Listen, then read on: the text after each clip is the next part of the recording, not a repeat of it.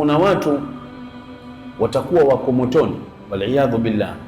Wakati wako motoni mule watasema, waqalu ma lana la nara rijalan kunna na'udduhum min al-ashrar, mbona hatuwaoni wale watu ambao kwamba tulikiwadhania kwamba ni watu wabaya? Kutakuwa na mijadala mule, wanazungumza, na ni sehemu ambayo kwamba Qur'ani imetuelezea ili ukisoma wewe Muislamu, yani uvute picha.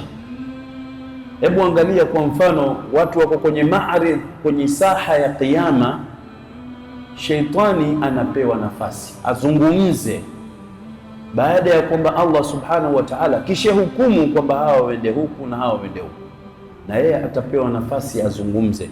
Tena atazungumza kwa kinywa kipana kabisa. Allah anatuambia atachokizungumza, yani wayasoma haya maneno sasa hivi wewe mwenyewe ili ujue kwamba haya yatakwenda kutokea.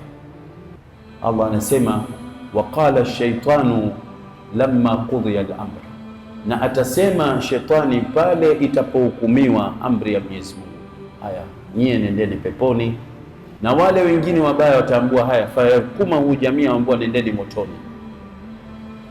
Baada ya kufanywa hivyo, shetani atasema, inna Allaha wa'adakum wa'da al-haq, nyie bwana mlikuwa mkiahidiwa na Mwenyezi Mungu na ahadi yake ilikuwa ni ya ukweli kabisa. Wa wa'adtukum fa akhlaftukum, na mimi nilikuwa na ahadi zangu, lakini ahadi zangu nimeenda nazo kinyume. Ndio ahadi zake Allah akazielezea katika suratu Nisa, la'anahu Allah wa qala la attakhidhanna min ibadika nasiban mafruḍa.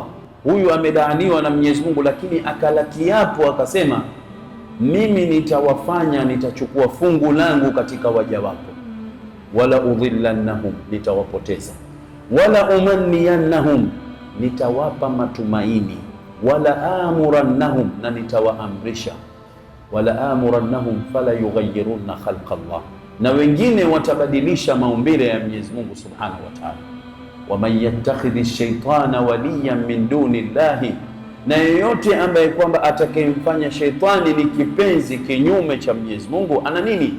Faqad khasira khusrana mubina, amepata hasara iliyokuwa wazi kabisa. Kwa sababu gani amepata hasara? Allah anasema, ya'iduhum wa yumannihim wama ya'iduhum ash-shaytanu illa ghurura, anawapa ahadi na anawatamanisha, lakini yale anayowatamanisha nayo hayana uhalisia wote.